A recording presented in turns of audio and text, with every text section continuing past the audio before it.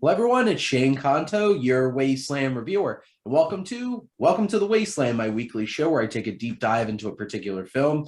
And this one's music related. So I have two very enthusiastic musicians here. We got Alex and Jim, my two friends who I wouldn't pick anybody else to talk about music with. So Like I'm excited about my reaction to that, Shane, was like, I forgot I was a musician until you. it. Alex is a for real musician. So I'm very interested to talk some George Harrison music because we are going to be talking about the documentary George Harrison Living in a Material World, which is a 3.5 hour documentary on HBO.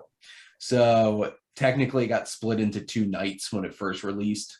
So when I looked it up on IMDb, it had it as one thing that was 3.5 hours. So I'm like, I'm going to do it. So there we go. So, Alex and Jim, thank you both for coming on this time. So I might have to talk to both of you about the one last music one that's coming up because we got one last Scorsese one, which also I'm almost done Scorsese, and I've been saying that for weeks now. I got Hugo, Wolf of Wall Street, Silence, Rolling Thunder Review, the Bob Dylan documentary from Netflix, and The Irishman left. Oh boy. Oh, The Irish might take you like a year to get through that one. Well, Ethan's coming on for that one. So obviously Italian people, because Ethan came on for Goodfellas last time. So Gotta keep sensing a theme here. But right.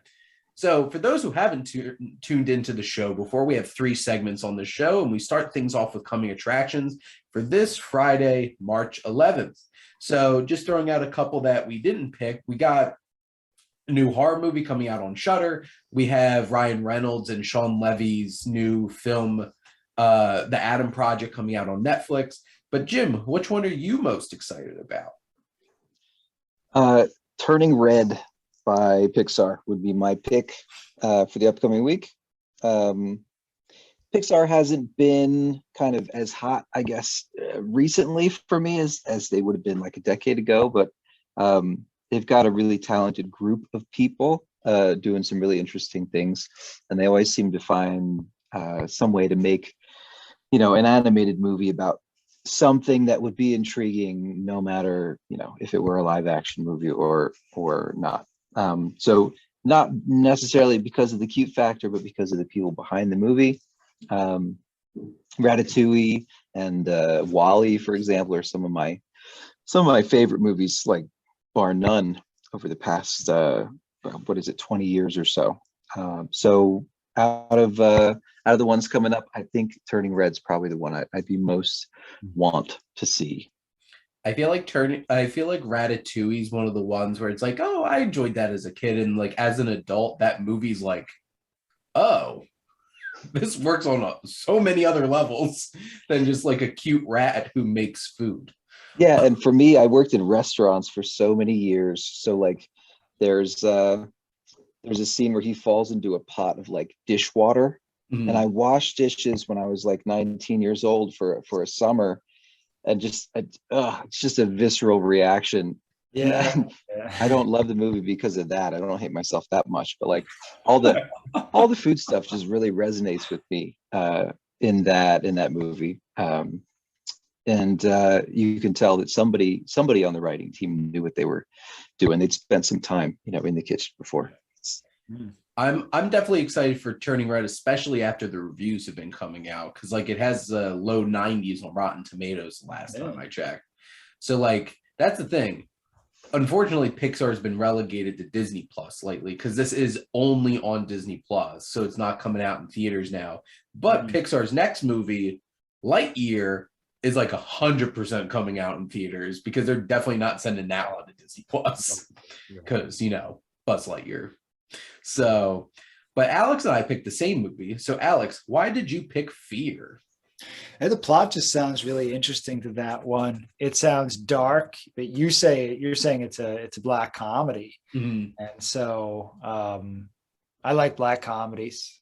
I do. Like things like Donnie Darko, Adaptation. things of that nature. So it sounds like there's really something to be said in there. So I'm looking forward to that. If Spike Jonze could have pulled that out against Wes Anderson, we could be talking about adaptation and one of my favorite Nick Cage performances. Yeah. Two performances. Oh my God. That movie's something else. But I picked Fear as well because like it's an interesting time of the year because this is where in the US we start getting all the foreign language, like the international film picks for the Oscars coming out around us for the most part. And generally they start in January. And I've gotten a chance to see Drive My Car, The Worst Person in the World, A Hero, and I haven't seen the one with the yak in a classroom yet.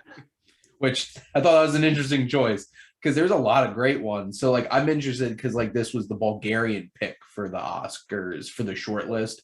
I don't think it got nominated, but there's a lot of great movies that didn't get nominated either because like Titan's something else. I think that's like next level. This was an interesting year for international cinema, and Fear really grabbed my attention. I'm like, I'm down for that.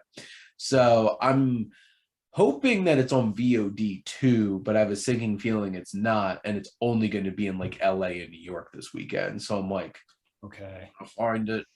It's definitely not coming out in any of the theaters around me. I already checked.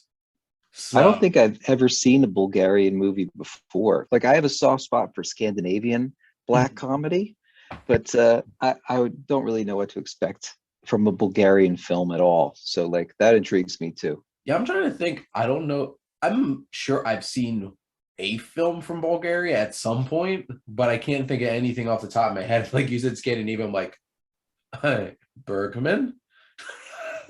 So yeah. So there you go. It's funny because on my recent Q&A that I did, my Ask the Wasteland Reviewer, somebody had gave me a question about like world cinema, and somebody asked me about Bollywood. I'm not very well versed in Bollywood film, but like the two, I feel like if I'm not counting English speaking countries, probably the two countries that I'm most familiar with are Russian and Japanese. So because I watch a lot of Tarkovsky films because I hate myself. They're depressing. But like, and then between all the anime that I've watched in Kurosawa films, I've definitely watched a lot of Japanese movies. And obviously French, because like I feel like probably the most common international cinemas either from France or like Mexico and Spain, to be honest. So, but those are our coming attractions, which it's a pretty light week. But they're like next week, there's like 14 releases on like VOD and in theaters and stuff. And none of them are like wide releases, which is the most interesting thing. But that's for next week when I talk about Hugo. But this week, we're here to talk about George Harrison living in the material world. So like I mentioned, this is a 3.5-hour documentary. And at this point, I've definitely seen a few Scorsese documentaries over the course of since September that I've been watching all of his films. This is definitely the longest. And I found it very interesting because so the first question I wanted to ask, because I thought this would be interesting. Who's all of your favorite Beatles? Harrison's probably it. I related most to the quiet Beatle, growing up. That was me. I was not the kid in the corner maybe, but I was definitely the introvert, usually in like my group of friends, or especially around musicians. They tend to be a little more gregarious and have a little bit, louder personalities and whatnot.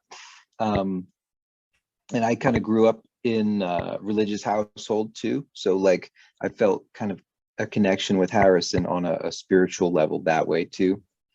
Hare Krishna was probably the first one of his solo songs that I kind of came into contact with. That was the kind of his big radio hit, right? Yeah. So Harrison was the guy. Not that I have anything against any of the other Beatles, but he was the one that I kind of felt connected to. How about you, Alex? That's a tough question. I think it's always depended on like the what I learn about the group and what I learn about the individuals. So the answer kind of changes depending on my age, where I'm at. I think at some points it's George. Paul's been doing a lot of stuff. Like I'm going to see Paul McCartney in June. I'm going to take my mom to see Paul, to see a Beatle. So that's pretty cool. He's been doing a lot of stuff lately. So lately it's been Paul. I don't think I would get along. I think I'd get along with George more than Paul, or especially John. You know, I probably get along with Ringo the best. Actually, I take that back. It's Ringo. Everybody loves Ringo. I feel like Ringo's just a fun time. Yeah, Ringo's the man. If you're taking a Beatle to Applebee's, I think it's going to be Ringo, right? Ringo, yes. Yeah. You get drunk with Ringo. You pray with George. You get into an argument with John. And then, you know, and you probably get into an argument with Paul, you know, so, I mean, that's my answer.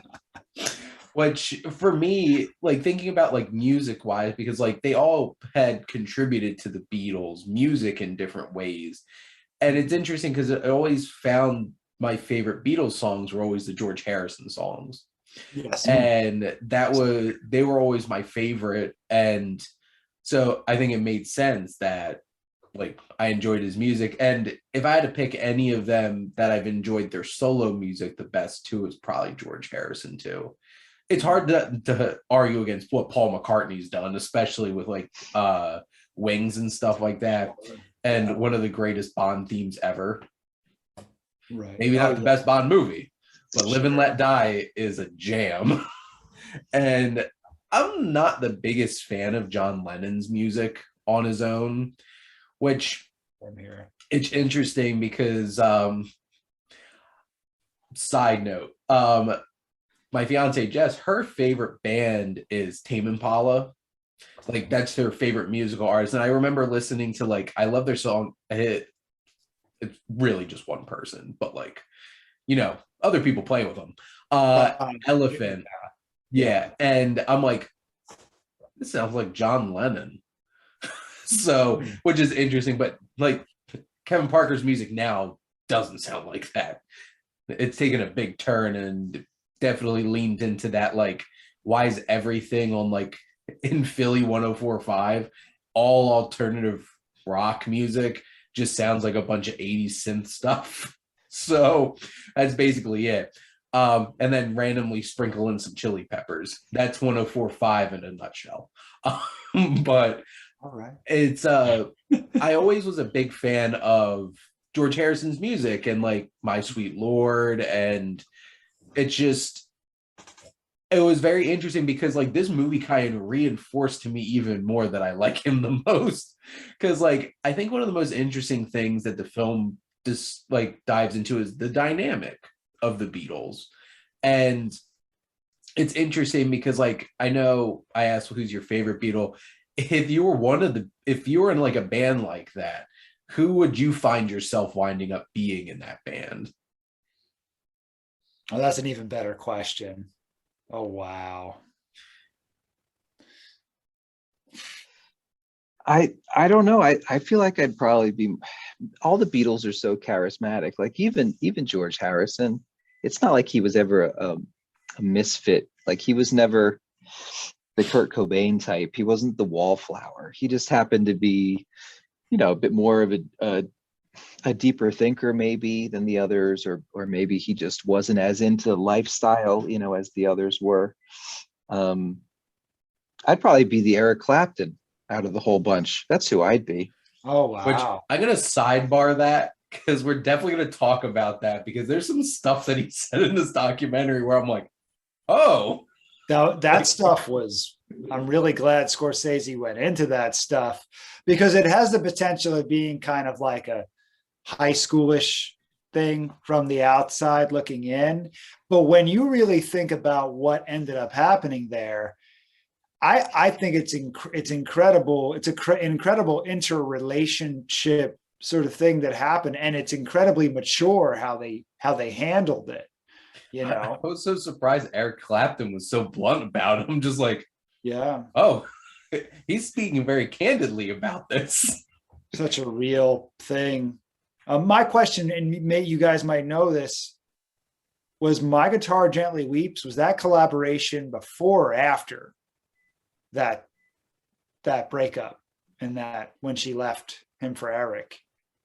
I thought it was before, but I could be wrong. Because did that happen when he was still in the Beatles? Because I know they wrote the song and like performed the song as the Beatles. I felt like, I don't know the exact timeline, but I feel like that happened after the Beatles broke up. I feel I like could be wrong. I feel like he might have been in love with Patty at that point, but it So was when before did the falling out. Okay. Wonderful Tonight come out? There you go. 77? Oh, really? Oh, that's wow. Yeah, because Yeah. that's one of my favorite music fun facts, to be like, yeah, he was singing this about his best friend's wife. Yeah. But regardless of the time, I do Yeah. think it would be interesting to know. But it's amazing that, and I always forget that that's Eric Clapton on While My Guitar. I always forget for some reason. Yeah, I think it's pretty cool. I think that was one of the most interesting parts of this film. I think it's pretty cool that he did that and was okay with being like uncredited. It's I amazing. remember somebody calling it rock's worst kept secret, that Eric Clapton played guitar on that solo. But it would be really easy to get, kind of, I don't know, jealous or churlish about like this song becoming a huge hit and nobody knows, who played the guitar. Right. But I'm pretty sure everybody kind of knew right from the beginning. It's legendary. It's a legendary guitar line. The whole thing is just legendary, Which is interesting, like because on the song Layla, all that slide guitar, if I might be mistaken, but I'm pretty sure that's Duane Allman. A lot of it, Doing yeah. that. A lot of it's Duane Allman. Yeah. Really? Yep. Oh, 'Cause okay. apparently Duane Allman taught a lot of people how to play slide guitar. That's insane. And he used to wear a medicine vial on his finger to be able to do it. Because like a lot of Southern rock bands do that because of Duane Allman. Like Gary Rosington from Leonard Skinner does that when he plays slide guitar, is specifically because of Duane Allman doing that. Mm-hmm. And it's interesting because like it was such a fascinating time for music. And like it's funny because I feel like Alex said this to me too, is like I'm probably like a 60-year-old in a 30-year-old body, because I'm like, I don't listen to a lot of modern music, but like I grew up listening to 60s and 70s music, and this was like my jam. Like I listened to so much Clapton growing up. And like obviously you wind up listening to the Beatles all the time because they're on the radio all the time too. Yeah. And like Jim and I were having this conversation during the Rolling Stones episode about how he's more of a Stones person than a Beatles person.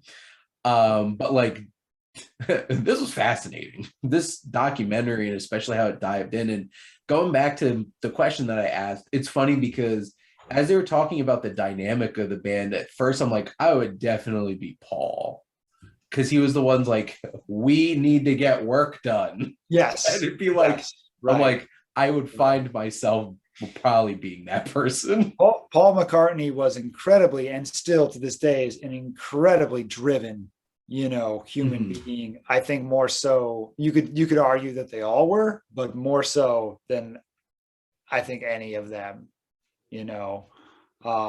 Watching these documentaries, watching him in the Hulu doc with Rick Rubin, watching him in the Get Back documentary, he's the one pushing, things to happen. John looks like he's trying to like sometimes it looks like he's wants to destroy the band. Ringo's just trying in the back, and George is like, you guys should go get Eric Clapton.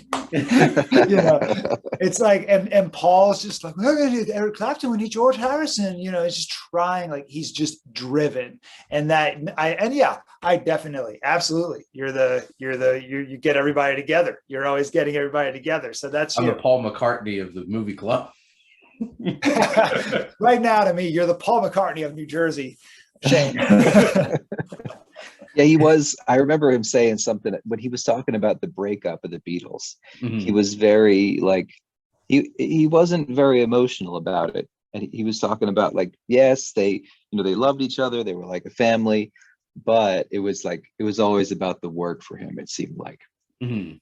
Yeah. Well, and like, Yeah. who's the one who's made the most music since then? Obviously, two of them are passed away at this point, but like Paul McCartney's the one that's still like out there like a big deal. And you have Ringo doing Ringo stuff and his all-star band. Does he still do that? That's a good question. I don't know. Because I know for Never listened. years It he's always like, seemed kind of weird, so I never really because I know figured at out what one it point was. Edgar Winter was in it, and like just start like just start playing some Frankenstein out of nowhere. But and like the whole dynamic, because like, did either of you watch that whole big Peter Jackson like almost 9 hours that came No, no, out? I need to get back you're talking about. No, Yeah, I need to. I'd like to. I just haven't I got logged out of it's Apple. No, Disney or Apple? Is it Disney on Disney? Plus. I got logged out of Disney Plus a little while ago, and I just haven't gone through the rigmarole of getting back in. And that's really, I mean, this George Harrison doc, Living the Mature, this is a documentary. This is a film, and that Get Back documentary is more like an exercise in, the falling apart of a band, but it's also a band's last hurrah, Yeah. and that hurrah is really satisfying. But the build up to it, I'll warn you, is sometimes annoying, nauseating, and trivial. Like that's how I would characterize the build up to that last part of the documentary. Is like, oh man. So it's I admit it was too much for me a lot of the time. Like, I don't love the Beatles enough to like sit, because like I tried watching that all Thanksgiving weekend, and I'm just like bad like idea. it would have been so, like, I feel like it would have been so much more digestible, like an hour a week over like 8 weeks, being able But to take that in. yeah, but what it does accomplish is it shows you the level of tension. Like it shows the tension Yeah. more clearly, because in this they you talked about when Yeah. they asked Paul about it, and he says, so it was just time. Basically, it was just time for it to be done, and George was done, and so you only kind of got, you just get that, but you Yeah. didn't really know, like and if you've ever been if you've been in a band before, you know what that feels like, or if you even just work with a group of people before on a project you really cared about, and you could see that you get to a point where this isn't worth it anymore, this isn't working anymore, this is, we're this is more trouble than it's worth, we're not loving this anymore. You start to see that and feel that, and you find that in relationships sometimes. And so it really showed that, kind of dragged you through the mud with it, I so. Oh, go ahead, Jim. I was just going to ask if, at risk of spoilers, if there's any of the screaming at each other that Ringo mentioned in this documentary, because Oh, the disagreements that I saw in the Material World documentary were so British. It was like, I was like, wait, are they actually angry at each other? Because it seems like they're just kind of, that's a normal day for me. right. Um, was Yeah. there any full-blown conflict going on? Not screaming, right, Shane? I remember It felt like a lot more, like it felt like under the surface, kind of like there's a lot passive of passive aggressive stuff going on here. which is very British. Yeah. Passive aggressivism. That's And British. They invented passive aggressive. which for this, it felt from, especially because like obviously this documentary is about George Harrison, but like such a huge part of it has to be about the Beatles. Because like obviously that was such a big part of his life and his career, but like the vibe that I got from this film, which was interesting, is like you have Paul and John, who are like the big personalities at the front of the band, who are vying for creative control. And George also had a lot to offer creatively and didn't really feel like he was getting an outlet to be able to do that. Because like they would occasionally throw him a bone and be like, oh yeah, here's one George Harrison song on the album, and Ringo, sing this one. Because like basically that's what Ringo got to do once an album too. But like you could tell that George had so much, and it was that part where he's like he was selling off his own songs to people because he's like, I don't know if I'm ever going to be able to actually make all of the like do all of this. And him leaving the Beatles was that point where he could finally like express himself. And that's what was the biggest thing, because like, you know, as rumor has it, it was all about Yoko. And that was one of the strange things about watching Get Back, was like George Harrison seemed pretty like done with this. And during that, I'm just like, he seemed as big a part of just like he wanted to move on and do other things and be able to do his own music too. And that was, you know, when it's tough when you have a lot of big personalities trying to vie for creative control of something, if it's a creative process together. And obviously they all went on to do and make, well, to be fair, I don't think I can name a Ringo song. Oh, I've heard some solo Ringo stuff on the radio, but I can't name any of them. No, you got me. Yep. So basically, like, Right. obviously 3 of them went out of that group and made big creative accomplishments and contributions to music. And like, you know, they show throughout his career and like his relationship with Eric Clapton and then the Traveling Wilburys, that which I remember the first time I ever saw that in like a music video, I'm like, wait a minute, is that Bob Dylan? Is that Roy Orbison? Is that Tom Petty? Yeah. And then it took me a while to realize who Jeff Lynne was. But ELO. Oh yeah. I love ELO. But like it's so interesting because, you know, they all went on to their big things, and especially a lot of this documentary focusing on his spirituality too, which is right up Scorsese's alley. Which is why I'm not surprised he made this documentary. Sure. Yeah. And you know, back to Scorsese, in that second part of the doc, which is my favorite part in the doc because it gets into all that stuff. Same. Yeah, likewise. You know, it's crazy. Oh man, that's been happening to me a lot. I forgot what I was going to say. That's been happening. I mean, it's like early dementia for what the heck's going on with me. Well, I'll say this. I love the fact that they included Tom Petty, and I love those interviews with Tom Petty. That's really awesome. This is what I was going to say. There's a shot there where they show these 2 people punching each other in the face, or, you know, and there's like surrounded by people. I can't remember what it had to do with. It was close to the part of the documentary, not too far away from where they talk about how when he got stabbed. And it just reminded me of Mean Streets. The shot of the crowd and these guys punching each other.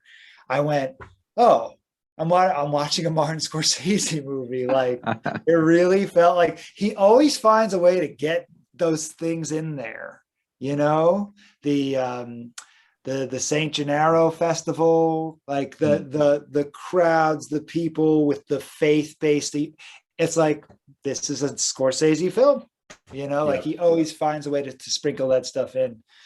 Speaking of sprinkling, though, no mountain of cocaine in this movie. From what I remember. And there probably could have been. Yeah, I felt like this was up Scorsese's alley because it covers a long period of time. It tells kind of it's his life, really, right? It's his career in its rise and kind of whatever decline or plateau or whatever you want to call it, right? But I agree. I think the second half was the more interesting of the 2. And I appreciated that the use of Clapton was really interesting in that he was one of very few kind of narrators. I really liked how the editing worked. He didn't try to hit the high points of the Beatles' career because he assumes we already know, about it. He didn't try to hit the really big parts of the story. He didn't hit us over the head with the Patty Boyd thing. He just kind of let Eric say something here, and then, some footage, and then Patty comes back and tells a little bit here, and you're like, oh, that's what's happening now. There were no chapter marks. I really liked how the whole thing flowed. So editing wise, I appreciated it too. But I felt like this was much more up his alley than the Stones documentary, for example, that we saw last time. And I'm probably partial to Harrison's music too, so that doesn't hurt. That doesn't hurt either. Sure. Yeah, and because I know, Alex, to give you some context, Jim and I both agreed it was an interesting choice to have this Rolling Stones concert documentary in 2008, and it was hard as opposed to 72 or something like that. It was hard not to compare it to The Last Waltz, which the band's still at their peak at that point, and it's such a celebration of music, and this just felt like Rolling Stones are like, come record us, Marty. And they put on a concert for charity and Bill Clinton, and Bill Clinton, because Bill Clinton was there. They made it very clear that Bill Clinton was there. But this felt like such an interesting thing, and I want to throw this out here because occasionally I throw in Jess's perspectives because she winds up watching all these things with me. But so one of the documentaries that makes her the most angry is Ron Howard's Pavarotti documentary. Because I haven't seen it. So many people in that movie are just he just loved women. He just loved women. And then you cut to his wife who looks dead in the eyes. It's just yeah, he loved women. I feel like that's a very Italian phrase to say, no? He loved women. Yeah. Which, here's the thing. When they start talking to George's wife, and she starts saying, it's women just love George. And you can tell she's trying to sure, how am I going to frame this without it sounding like that my husband was that was very real. That was a very real moment, very vulnerable moment for her to be able to admit that she loved him.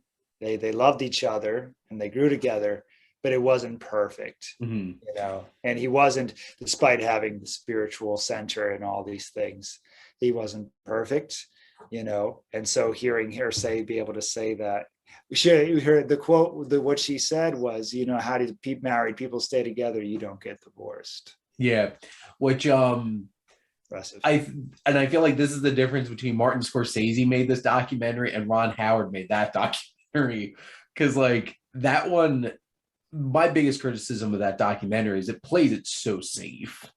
The whole movie is just basically a celebration of Pavarotti. It's real safe. It's enjoyable to watch. This is there's some real uncomfortable and weird and raw moments, because you're not going to watch a whole lot of documentaries and have Eric Clapton being that frank about yeah, I fell in love with my best friend's wife, and I went up and told him. It's just these are the feelings I'm having. I'm bold man over here. And that whole entire conversation, I was sitting there this is fascinating that he actually focused on this, because well, Eric Clapton doesn't need a whole lot of other things to have people change their minds on him right now, with his reaction COVID and everything. But is he a denier? I didn't know. He's been anti-vaxxer and anti-regulation the whole entire time, because he's we should be out playing music, having concerts the whole entire pandemic. And it's just okay, sir.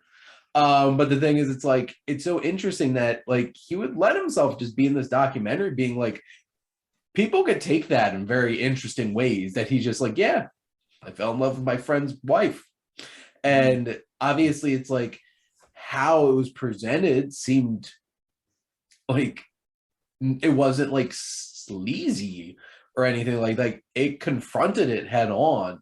And like obviously people take things differently, but like I thought that was so interesting that this film, and like it's Scorsese, so I'm not surprised that he took certain things and looked at it. And I'm trying to think some other things that stood out to me. It's like I remember it was interesting because after the Beatles broke up and they start showing George performing on his own, and I'm having this internal dialogue in my head. I'm like, does George Harrison sound really bad?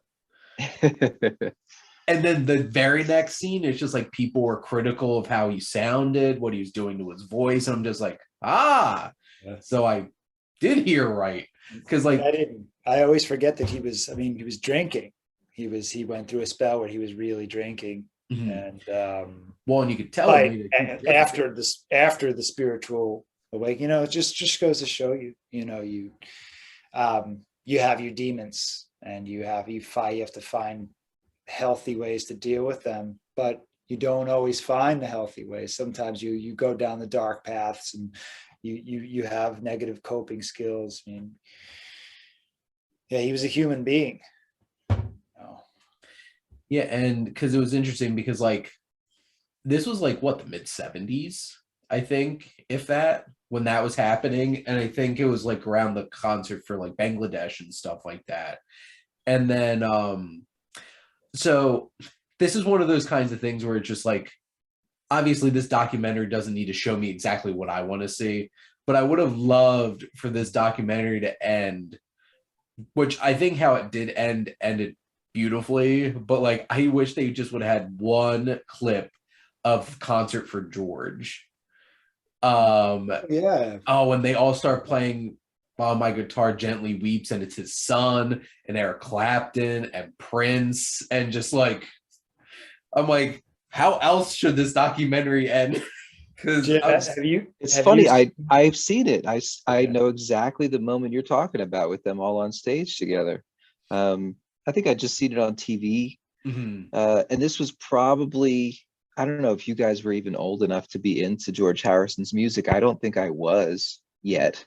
Or it may have just been like the radio hits, like My Sweet Lord and Hare Krishna or whatever. But I think that would have been cool too. They ended the documentary with a certain member of his family, right? Am I remembering correctly? Yeah, I feel like towards the end of the film, like they spend some time with his son, who looks a lot like him. It's eerie a little bit in terms of how much he looks like his dad. But like, and I thought that was interesting because he wasn't in it a lot. He was like sprinkled in at the beginning, right, and at the very end. And I think he reads, correct me if I'm wrong, I think he reads some of his journal. They use some of his journal as narration with him reading, if I'm not mistaken. I remember them spending some quality time together. Yeah, their relationship, it seemed really good. I mean, as far as rock stars go, the Beatles in general are a pretty wholesome bunch. Yeah, again, in contrast to the Rolling Stones, but like that love triangle is probably the most famous of like any indiscretion that the Beatles have had, right? I always drew a connection between Clapton and Scorsese more so than any of these Beatles, because of the drug usage, because of the insecurity and the anxiety, maybe, I don't know. But yeah, I would have expected him to do something like this on Clapton and not George Harrison. Time.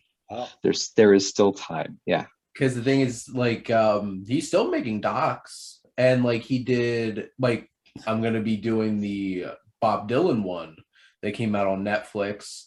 Not a fan, man. Not a fan, and we'll have to talk about this after. Yeah, Rolling Thunder review, didn't like it. Well, he did another one. I have watched it before. Dylan, I wasn't right? the hugest fan of it. Did you guys see No Direction Home? Yes.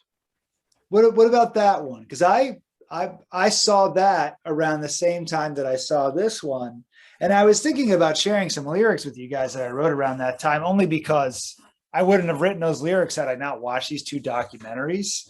I watched both of these pretty much back to back. And the video store I was living near had a whole bunch, had a director section, and they had all Scorsese stuff. So that's why I rented it on DVD. And so I really liked No Direction Home. And I usually never write lyrics like Bob Dylan, but these lyrics were had that influence. But I know that it was also influenced by this because it has a really spiritual element too. The idea of being prepared for death, that he was talking about, like he wanted to get his body ready for death. So that kind of really was like, wow. One of the most morbid moments in this documentary was his reaction to Roy Orbison passing that Tom Petty shared. Yeah, he's still here. Well, so like Tom Petty's like, I probably shouldn't share this, but what George said to me on the phone is like, can you imagine if it was one of us? Just like, damn. Yeah. Which, to be fair, the five of them are a variety of ages that were in that super group together. So like, obviously, like Roy Orbison was like older. He's older. Yeah, still young, but older. Yeah. And that was real. And speaking of like context and time watching a documentary, it was hard seeing Tom Petty. And like, how long ago did he pass away at this point? Petty? Yeah, but like I remember that being like a big thing. That 2017. Yeah, still, well, COVID time. That's like time warp. Take out 3 years. That was like 2 years. Feels like right? 3 years. It doesn't feel like 5 years. Yeah. Yeah, and like watching him talk in this documentary, it made me sad. Yeah. And like seeing his face and stuff like that, because it's like I remember, and classic rock music's big for me. Like I listened to classic rock music for most of my life. Most of my favorite artists would be classified as classic rock music.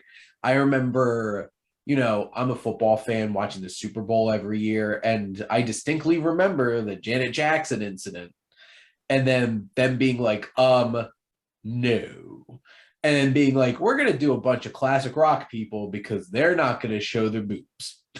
was Paul McCartney the year after? So like Paul McCartney and The Who and Bruce Springsteen. And I remember Tom Petty. And I remember the next day going to Walmart and buying his greatest hits after watching him perform at the Super Bowl. The Who, that was Roger Daltrey's really lost his voice a lot. Yeah. But like Prince put on a great show at the Super Bowl halftime. Yeah. Great show. And it's interesting because like those made huge impacts on me. And like I feel like growing up, it was interesting because like I grew up in a household with my two grandparents, my mom and my brother. And my grandfather, the only music he played in the house was like Frank Sinatra, because Italian people. And my grandma just listened to Lawrence Welk on TV every Saturday. But my grandpa would drive around in his Ford Taurus listening to 98.1 WOGL in Philadelphia, which is 60s and, well, used to be 60s, 70s Motown soul and rock and roll. And it was because now they play like 80s music. It's like there's a tagline that I have not heard in a long time. Can you do it again? It's 98.1 WOGL, 60s, 70s Motown soul and rock and roll. That's it. And we used to do doo-wop on Sunday nights. Mm-hmm. And I remember listening to that radio station all the time, and they were a lot more leaning towards like Billy Joel kind of classic rock music and not as like heavy kinds of things. I've evolved over time to radio stations, because then I jumped to 102.9 WMGK, which was like the classic rock station in Philly. So, and then MMR, everything that rocks. Because like in high school, I'm like, Metallica was still too much for me. Which is funny now because Metallica's pretty tame compared to some of the things I listen to. But like, I listen to so much George Harrison. George Harrison's music always came on. Like My Sweet Lord came on a lot on those radio stations. And I connect with, especially this journey through Scorsese's movies, his choices in music, because obviously that music connects with him.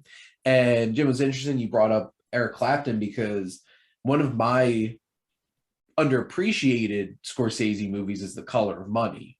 Like, I don't think anybody's going to argue The Color of Money is his best film, but like, I love The Color of Money. Also love The Hustler.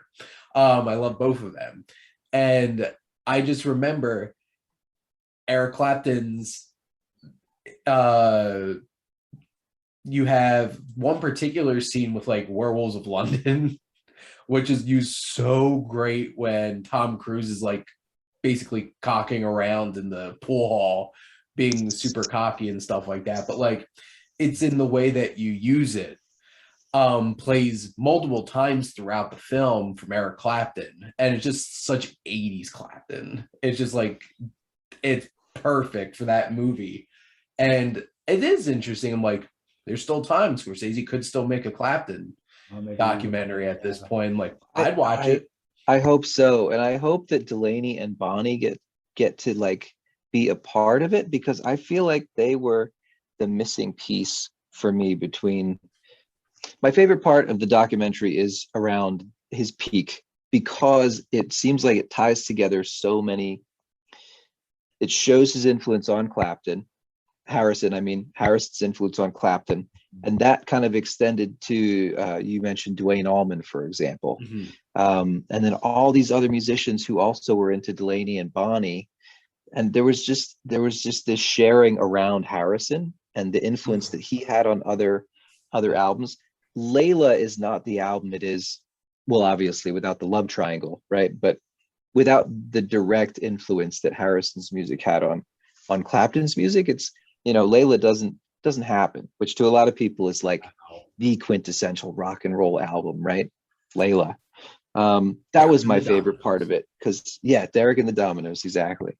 Because it really showed how Harrison, not only did he make a fantastic album or three, but he also had a fantastic influence on all these other musicians who were going on to do other, like Clapton's career is, from Cream all the way on through is, decades long now.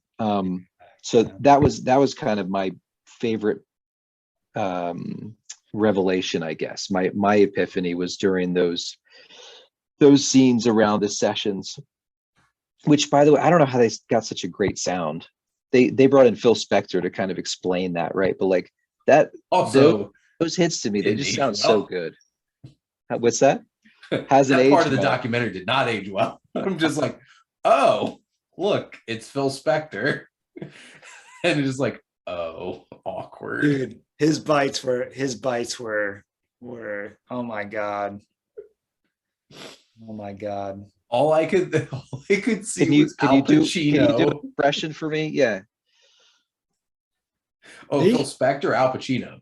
No, Phil Spector. I was hoping Shane had a Phil Spector impression for us. I could do an Al Pacino with Phil Spector, because that's all I could see was like him, Al Pacino, with that crazy hair that he had. Like he played Phil Spector. That's good casting. Yeah. That was such an interesting time for Pacino, because he played Phil Spector and then he played Joe Paterno too, and I'm just like, this is a interesting time for Al Pacino's career. Because were those both HBO films? Because I know the Paterno one was. I can't remember what the Phil Spector thing was. I don't know. But that's the thing. It's so interesting because like when this documentary come out, like 2011, I think. So like it was 11 years ago. Things changed a lot in 11 years. Tom Petty passed away. Phil Spector turned out to be a murderer. And just like, it just gives a different perspective. And like, I know I had my initial reaction seeing Eric Clapton on the screen was a bit different than it would have been 2 years ago, where it's just like, if I have to hear him talk about COVID anymore, I'm just like, shut up. Wow. But like, it's so interesting. And, it's one of those kinds of things where it's just like, it doesn't change the documentary too much because, like, obviously George Harrison passed away, so like his story was over, and it isn't something like like the Bob Dylan still. I had to look that up. I'm like, did Bob Dylan pass away? Nope. I looked that up. I looked that up recently too. He's still going. Bob Dylan's still Apparently his live shows, are not great anymore, but I would see him just to see him, I want to see Adam Sandler as Bob Dylan. And because you know what's crazy is they actually kind of look like each other. For sure. I don't funny. see Sandler nailing the mannerisms exactly. Can Adam Sandler sing? Can he sing? Well, yeah. Oh, sure. Ever hear Hanukkah? Oh, the Hanukkah song is one of my favorite things to put on during Christmas time. Just like, oh, I get so excited if I hear the Hanukkah song on around that time. Jim, can Bob Dylan sing? Yes. Oh no. So was that No Direction Home where we got some footage of him early on, like singing like a normal human being? He could sing. Not super well, but he could sing. Yeah. And it and was I'm a joking, of conscious course, artistic decision not he to. certainly had his own. You're right. He definitely had his own, not only style but intention in singing that way. I mean, nobody else could do it quite like him. I have no room to talk. I'm a huge AC/DC fan. Well, we're back on Dylan. Should we save those lyrics for the end of the show, or Alex, did you want to share them with us? I would love to share if you guys are cool with it. Yeah, Absolutely. Sure. It's a mouthful, but it's not terribly long. And these are lyrics. And I want to preface it when I use the word nowhere, I'm not talking about New Jersey, just so you know. I need to preface when I say the word nowhere. Yeah, I'll just go for it. Let me tell you about the time I was racking my mind on the train to nowhere, leaving California. No towel between my legs, but a chin on my shoulder. I gave away my joy that day. I wish I could write a song like something. At 30, I thought I'd feel more than one thing in the way she moves. But you don't like yourself, do you? So what's the prophecy for a clay seahorse? A better guess is more than less when living is the norm. Tokens of turbulence handing down karma. Goodwill pigeons, show me your arms. You're bigger than a backyard, cleaner than a pulpit, hollow as a hobby horse riding in the ocean. Reinforce the corpse, but enforce the soul. Living like a mannequin, I know. We're getting away from the never enough when it stares back at you through glass and ragamuffs. Stubble and salt between me and three kings, a house of Joe brought down by 33. Messy neath my feet, carbon neath my nails. And carpenters leave dust in sanitation pails. But more than before the wood chips burn, my eyes with the fire beyond the urn. And those are those. I'll join in there. Yeah, those are those lyrics. And so I struggled for a while. I just wrote them out. And for years I had no music. I couldn't find music. At one point I put it to a funk rap song that I was doing in a band with. I had it to some like minor third, like almost Metallica sounding stuff that I could not find something satisfying. And then I finally found this very blues rock thing. And it was a song called Take Me for a Ride. And so I found a pre-chorus and a hook that I could put those lyrics to. I was finally happy. It took about 3.5 years for me to find music that I was satisfied with putting those lyrics. The lyrics were just probably some of the best lyrics I ever wrote. And it was around the same time that I saw those two documentaries. Just a lot of creativity, a lot of songwriting. And I was at a time in my life where I could just focus on writing songs. So that's why it was great to just kind of stir all that stuff up and let it all out. And a couple George Harrison references in there too. Yeah, the something. Yeah, I like that. I wish I could write a song like something. At 30, I thought I'd feel more than one thing in the way she moves, you know. So yeah, a lot of vulnerability. And yes, the first verse was written after I had done something I was really ashamed of. And so I kind of carried it with me for a while, especially at that point in my life. It was a real monkey on my back. And so watching the documentary and hearing about something and the spirituality stuff really like made me think of that, going back on the train after I had done something, ironically in California, that I was really ashamed of before I had lived there, before I had moved there. So I was still working a rider at the time, actually. One takeaway and one aside, I guess. So it's interesting you said maybe you beat the McCartney in the Beatles, because he, I believe, wrote the lyrics to Yesterday. Could be wrong, but I think that was McCartney. And he was a really young guy writing. It sounds like an old man looking back on his life, you know, and he was a really young guy. So I don't think the maturity was exclusive to Harrison and the Beatles. I think there was a little bit of that going around, a little bit of introspection. They'd seen the world, they'd done anything and everything that you could possibly have hoped to do in a musical career in, like, by the time they were 25, 27 years old, you know? So I don't know. I think that's interesting. But the other is that Harrison and spirituality, right? He never committed to, like, he never shaved his head and moved into a monastery thinking he was going to stay there for the rest of his life. It was always like a step outside of the crazy world of being a Beatle. And then he always felt the need or the desire, I'm not sure which, to go back into it. You know, he was never quite willing to step away from it completely, you know, which I thought was interesting. I mean, I think he loved being a recording artist. I think obviously he loved music. Yeah. You know, and I'm sure he didn't necessarily love being famous all the time, but he had a nice house, man. He had a nice home, and, you know, not that it's the material stuff, but I think great that it's called living in the material world.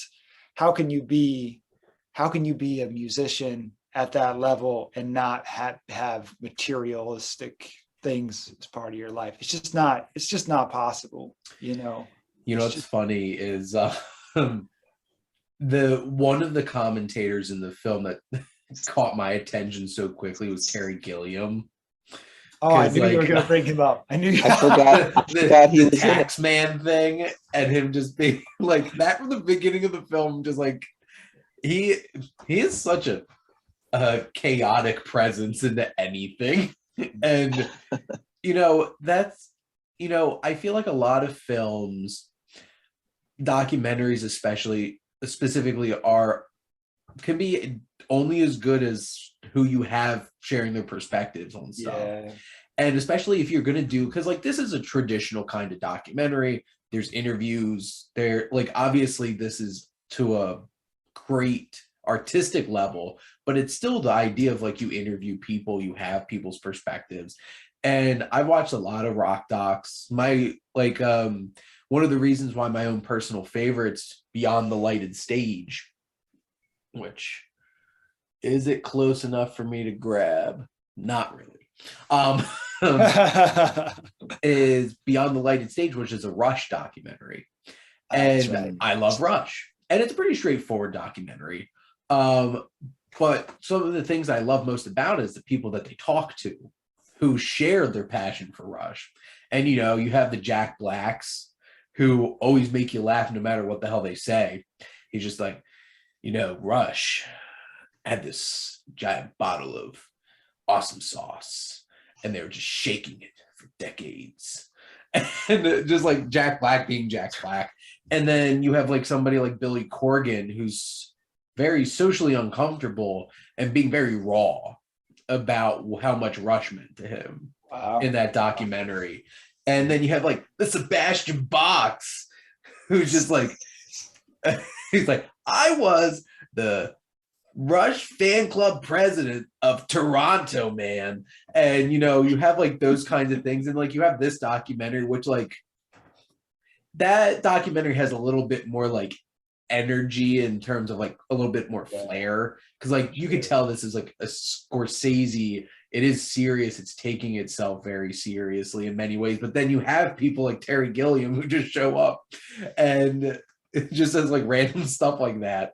And it's so interesting. And that was one of the things that I thought was a lot of fun. The part where it talked about Monty Python, because like you have Eric Idle who popped in and stuff like that. And I was so surprised. So if it wasn't for George Harrison being producer, those movies wouldn't have been made.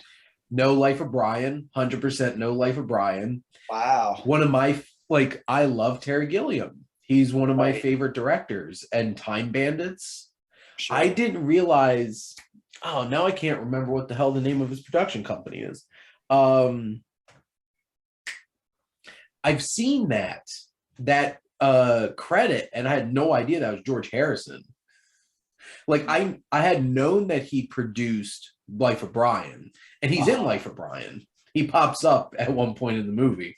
Yeah. But like I had no idea that like he was a big producer, which is so funny because like an odd side note, because like I'm trying to read more again, and I just finished Mel Brooks's autobiography, All About Me. And there's a whole section where he talks about his film producing. He helped make The Elephant Man.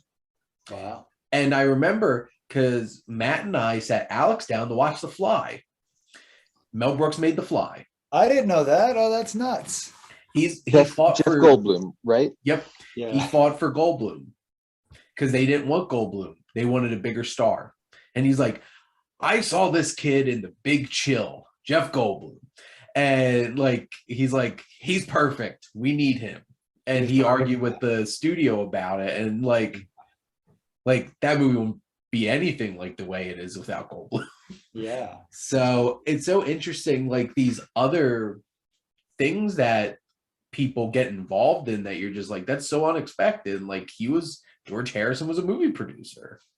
And honestly helped make some movies that mean a lot to me. And I'm just like, did not expect this. Yeah, nuts.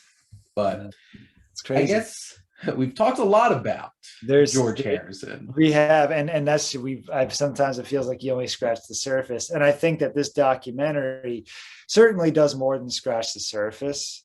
But I mean, you can go deeper, you know. And I think, you know, I don't watch a lot of documentaries, but when I do, they're just so relatable. I think that's why they're so inspiring, is because like they really do get to some vulnerable places, because we all do a lot in our lives. We have a lot of different relationships in the different parts of our lives, and we take different jobs, and we have to connect with different people, and shit happens to us. You know, we lose loved ones, and we take on other challenges, and sometimes we have these great moments in our lives, and other times we have these super stressful, overwhelming periods of our lives. And when you see that through somebody else's life, especially somebody who's died, you know, you can see the whole timeline and the scope and get into the soil of those things. But it's only, oh man, you know, you'll never get all of it. You don't want to get all of it, but yeah, there's still so much. I'm sure there's still so much more. But I guess, Jim, do you have any thoughts that you want to add? Yeah, so on that note, no pun intended, I have this fascination with, like, probably just because of where I am in my life, I have this fascination with financially independent younger dudes being able to buy themselves a beautiful house, and then there's this moment of like, I could do whatever I want. So like, for example, Nikki Sixx from Motley Crue, he had a moment like this, and he descended into heroin use and paranoia, and maybe got suicidal before he kind of pulled himself out of it, right? Sure. because that's kind of, I would love to buy a piece of property and settle down because I just want a place that's mine. And I feel like I can do whatever I want there. Harrison, to his credit, he kept making music. It seems like making music was the thing that kind of kept him going from day to day. Not that I didn't really see any serious depression there. That would be another topic to delve into, like what made him so spiritual and melancholy. Like, I don't know. But I would love to see more home movies around that, whatever the name of that mansion was, and like what kind of music they were playing, and him being barefoot in the garden, strumming guitars with Eric Clapton. That's the kind of stuff that I would love to see more of, Yeah, that would be cool. That'd be great. If they've got it out there and they can put it together, that'd be really sweet. But again, maybe it doesn't exist. Maybe it's just got to live in my head, Absolutely.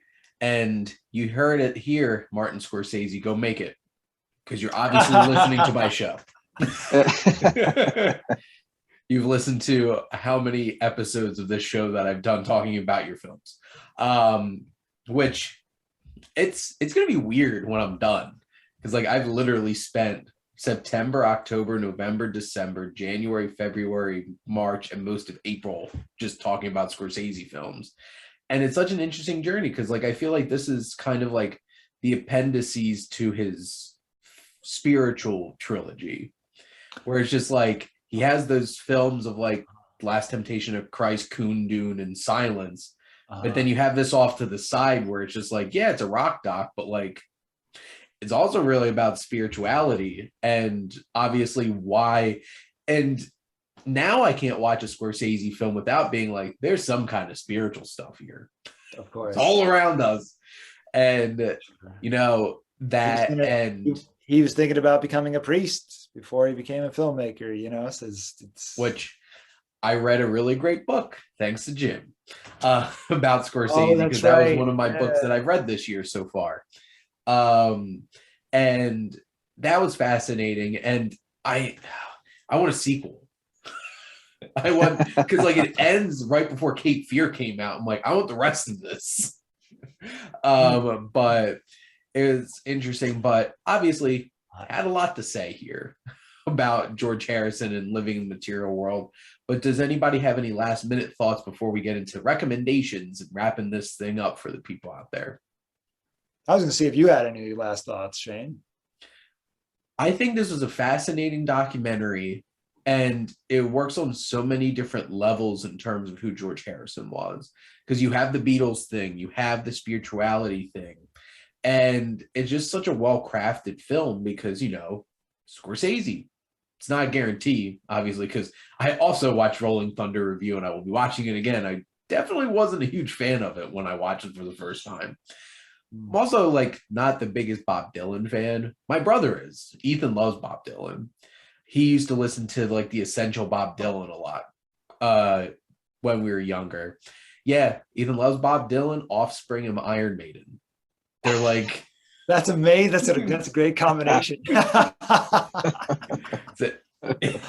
like the Offspring, and I like Iron Maiden.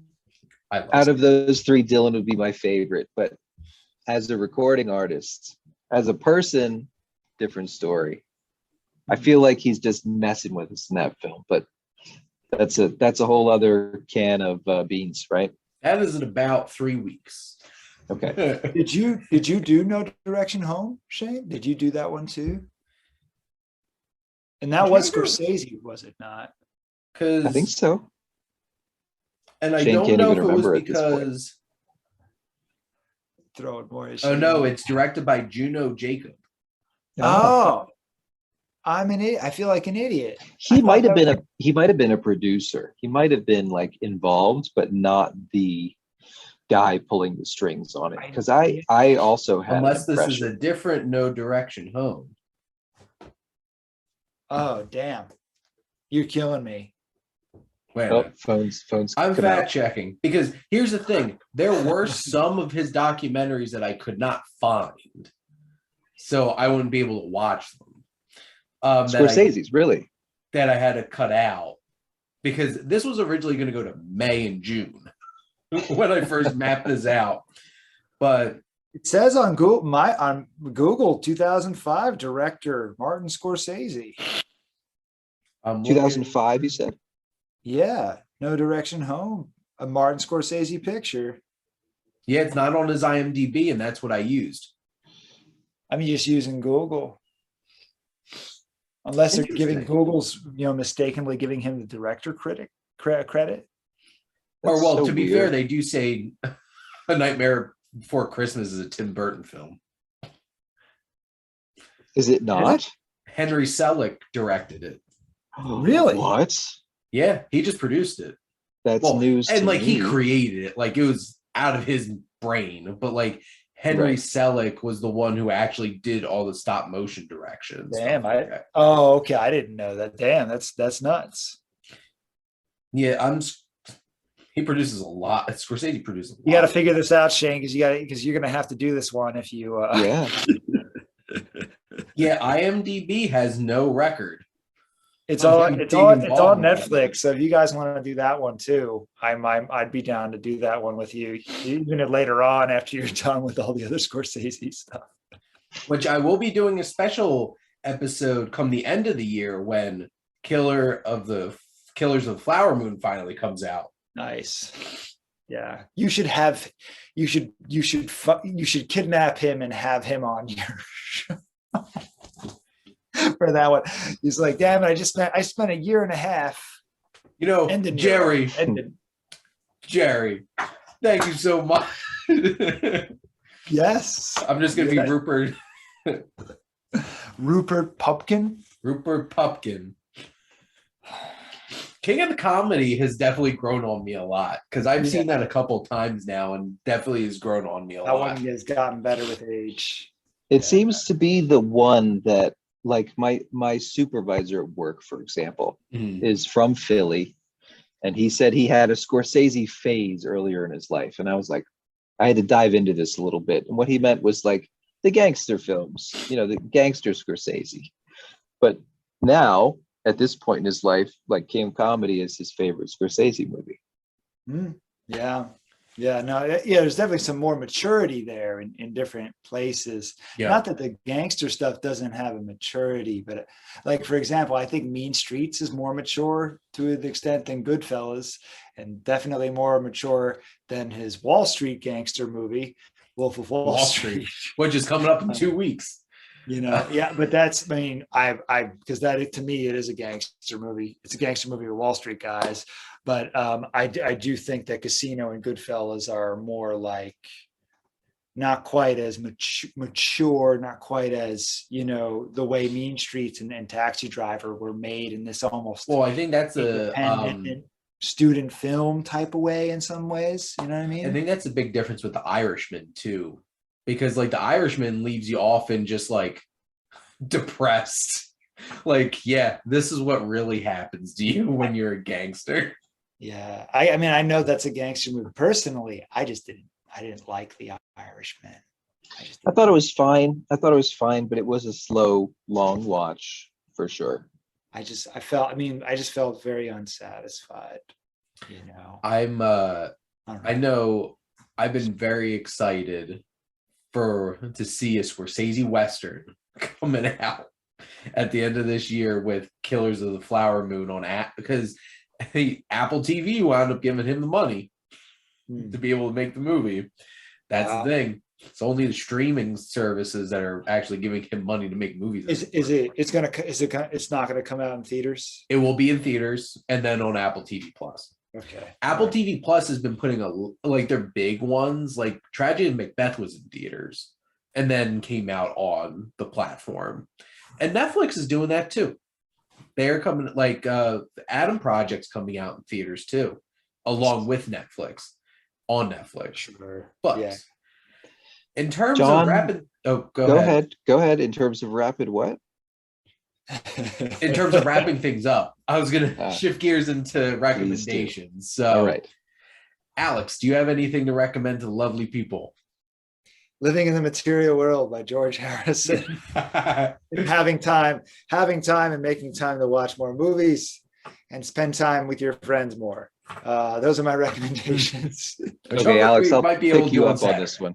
I'll pick you up on this one. So in terms of Westerns, I saw Power of the Dog last week. Mhm. Not I saw Power of the Dog and I saw Don't Look Up last week, not Oh. realizing that either one were nominated for an Oscar. Now I know why one was, and I'm wondering why the other one was. But on the other note for Alex, there's a documentary on Netflix called Count Me In.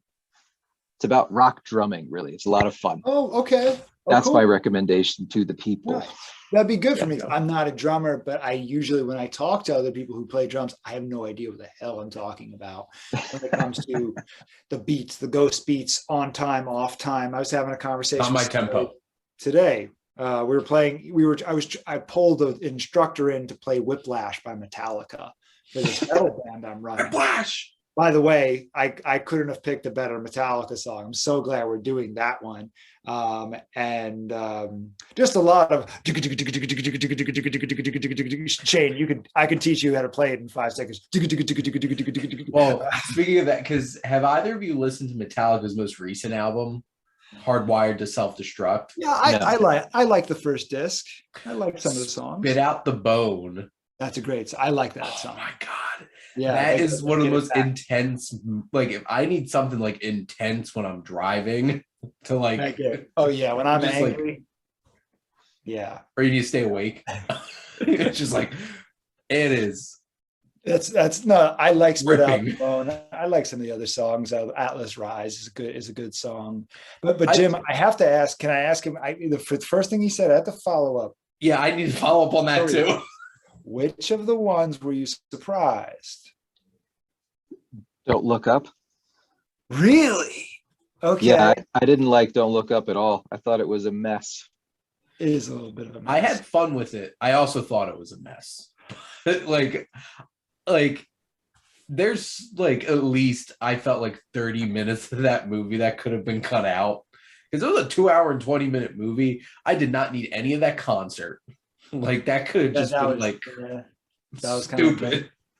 It felt very like Don't Look Up. I mean, like I thought it was entertaining. And I had fun with it. Obviously, I think it's kind of beating you over the head with what it's trying to say. But then again, I feel like Adam McKay has been going down that road for this past 3 movies now. If you've seen his other, I feel like I have. I think we've talked a little bit about The Big Short, maybe, and the breaking of the fourth wall. And I'm like, I'm okay with it in those movies. This one, maybe a little too much Adam McKay. I don't know. There was Vice was the one that got me. I was sitting there watching Vice, just being like, "Come on, man." Didn't work. It didn't work for me. I know Dick Cheney's not an interesting guy, but you don't have to like keep trying to like hit us with every single crazy thing that came into your head. Yeah, because that's kind of what it felt like. It's just like I have to hide the fact that Dick Cheney's not interesting because he's not. Yeah, and try to disguise this movie as something interesting. Because like obviously the world around Dick Cheney was very interesting, but like him, no. He just right. But I was curious. I thought you were going to say the other one. I did not like Power of the Dog. What's interesting is both of them are 2 of the most polarizing movies nominated for Best Picture. Okay. Can we sit on this for a minute, or should we wrap up and then talk about it?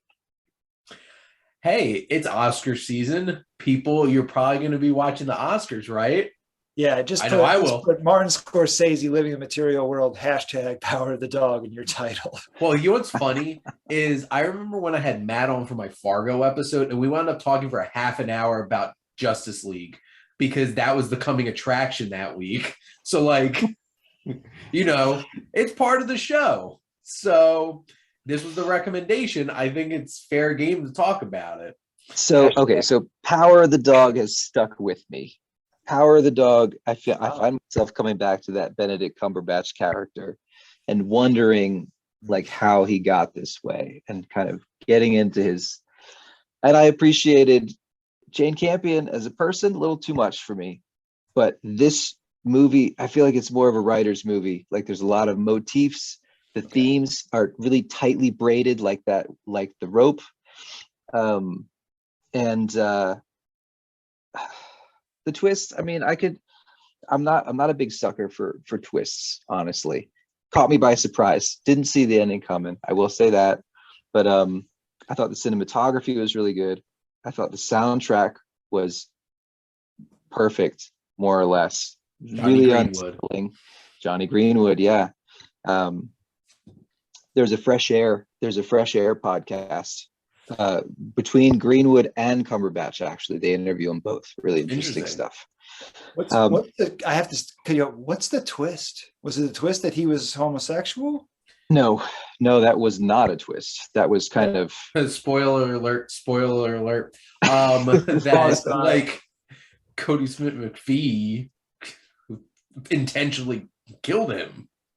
Who intentionally killed him? Did you watch the right movie? Are you sure, Alex? Did you fall asleep? I must have missed something. So he gave that decaying hide to him that he found on the side of the mountain with anthrax. With anthrax, that wound up poisoning Benedict Cumberbatch's character to kill him so he'd stop abusing his mother.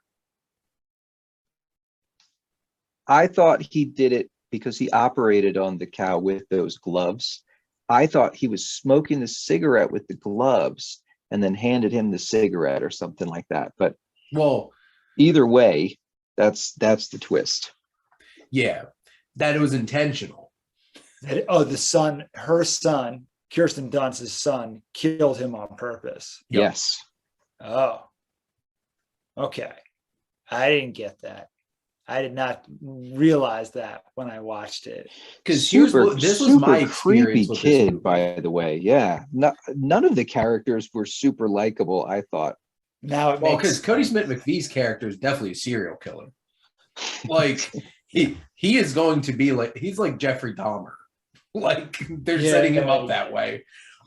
This was my experience with the film. I'm watching it. All the technical things I think are amazing. The acting's amazing. I'm like, oh, this is fine. And then the credits are rolling, and I'm like, but wait a minute. And then this just like engulfed me. And I'm just like, I just took the whole movie in at a second after it was done. I'm like, wait a second. I couldn't comprehend how that movie just like rushed me at the end. I'm just like, wait a minute, what did I just watch?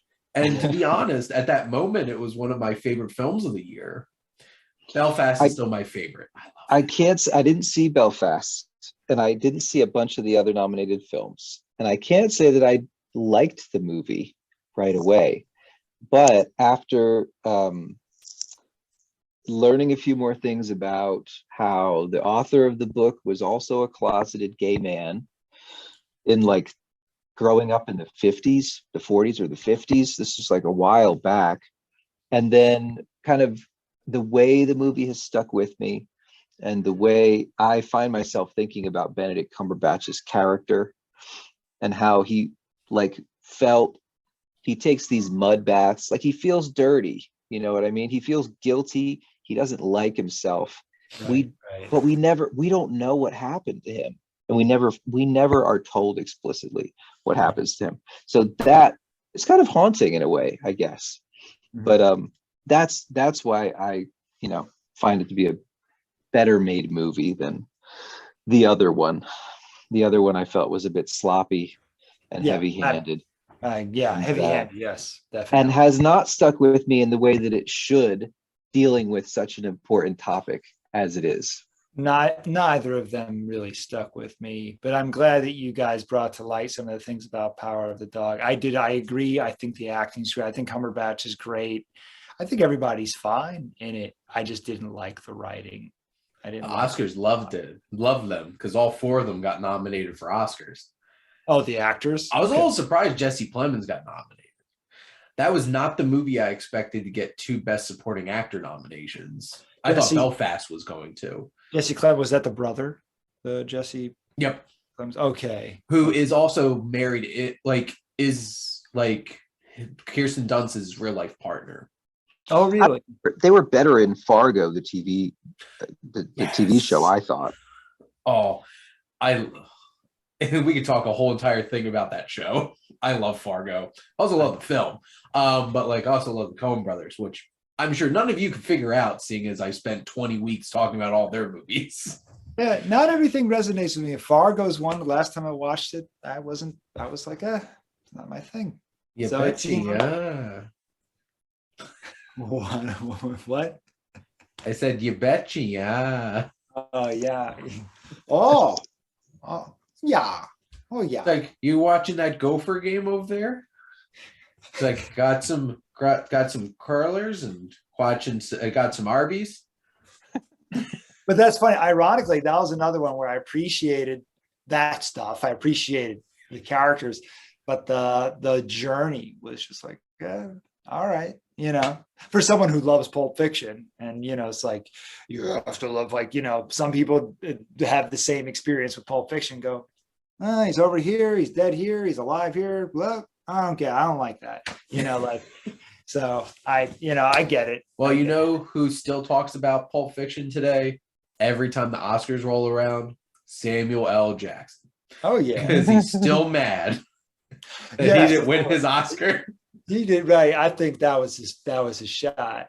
My brother and I just did a top 20. My brother just pulled me in before I went to work today to do a top 20 Sam Jackson video on his channel. So the top 20 Sam Jackson movies. So I thought you were going to say quotes. I thought you were going to say top 20 Sam Jackson quotes. And how many of them had mother effer in them? Yeah, well, we did have Snakes on a Plane on the list. So I wouldn't have put that on the list, but he had it on his list. It's like, all right, let's go with it. So now my two recommendations. So one is The Pink Cloud. So this is a new film that's available on VOD. It's from director Yuli Gerbase and focuses on two people who have a one-night stand. But here's the thing. This weird pink cloud starts rolling in and it kills people. After they have a one-night stand. So then everybody's put in quarantine. And quarantine from these pink clouds lasts for years. So these two people who had a one-night stand are stuck together for years and wind up having a kid and being stuck together. And it's a whole entire odyssey of human relationships. Was this written by my gym teacher, Mr. Chernett? Shout out to Mr. Chernett. Hey, Mr. C. I'm sorry. But now I think this is a Portuguese film, if I'm not mistaken.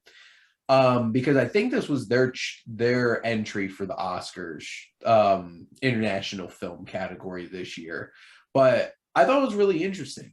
It definitely drags at times, but like it goes deep on like people struggling with repression and relationships and the complexities of like being caught in a life that maybe you didn't want and stuff like that. And I thought it was really interesting. And obviously these pink clouds could easily be seen as COVID.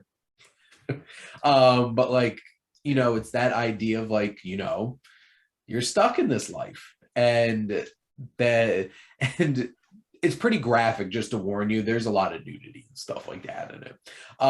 And, you know, where people go to like satisfy themselves and others, you know, maybe just across the way. There's one particular scene with the woman and some guy across the way, just through the window. And it's just like, yep, these people have been trapped in here too long. But it's an interesting film. I think it's interesting. It's definitely not like I'm going to tell people like, yes, everybody's going to love this. No. Sure. This is the kind of thing. It's like, do you love movies? Do you love film? I think this will be something interesting. It'll make you think. Another recommendation that I wanted to do was I love how you know this. You know exactly where everything is on that. You're like a librarian over there. So, Censor. And I watched this last year, and I think it was one of the best underappreciated horror films of last year. And rewatched this past weekend, and it has one of my up-and-coming new favorite actors, Nave Algar. She's also on the show Raised by Wolves on HBO Max, that Ridley Scott produced show. And basically, we have our main character who works at a company where her job is to sit there and watch really graphic horror movies and make judgments on if things need to be cut, if things should be, what needs to be trimmed down and stuff like that. And what winds up happening is she's watching one of these films and thinks that she sees her long lost sister in one. And the grief and the stress of her job and all of those things start coming down on her, and she starts spiraling into a very intense and crazy thrill ride. And this is like an hour and 24 minutes. And it's not like a big commitment. It's creepy. It's eerie. It has a really strong central performance. It's a very vintage look to it. Speaking of librarian, she looks like she's dressed like one. Like her character is like, I remember saying they're like, they frumped her up so much in this movie. She looks like somebody you would expect working in a library. But yes, I do kind of know where everything is because it is in alphabetical order. So... and that's fun. They frumped her up. She's got those frumped up I've never kicks heard on, anybody yeah. say it before. You've never heard this term frumpy? No, I understood you, Shane. no, I I got understood what you. I was like, I love that he just said that. You never used it as a verb? Yeah. So it's frump like, you I guess up. it's the same kind of thing like Pam from The Office. Right, right. And so like it's a very creepy and eerie movie. And it's like an ode to all those really like schlocky horror movies and stuff like that, where it's just like, how many buckets of blood can we possibly throw at you? Also, it's very gory. Oh. Yeah. So like there's moments in the film, but there's her watching a lot of films with a lot of crazy gore in it, kind of thing. So like it's a creepy, unnerving experience. Like obviously, if you're not into horror films, you're probably not gonna like this movie. But it's a crazy and abstract and cool film, and I'm definitely interested to see more of what. It's a Prano Bailey Bond who wrote and directed this film. Like I'm definitely interested in seeing what more they make after watching it. This is the second time I've watched it. So there's my recommendations. Nice. And that's the show. So obviously, you can head on to Netflix and, watch Don't Look Up and Power of the Dog and find out if you hate them or love them. Because it feels like that's kind of where most people are. Not gonna lie, I'm kind of like in the middle with Don't Look Up. I'm just like, I had a fun time with it, but I don't think this is a best picture nominee. It was fun. But a lot of things coming up. The Oscars are coming up. I'm looking forward to my Oscar party because it's been doing this almost every year, except for one, over the past, I guess close to 8 years at this point. But I'm going to shut up now. But this was a very interesting show. Alex, Jim, I appreciate you both coming on for this.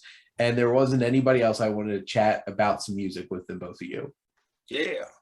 Rock on, man. Thanks for having me. Yeah, and us. thanks, man. Party on.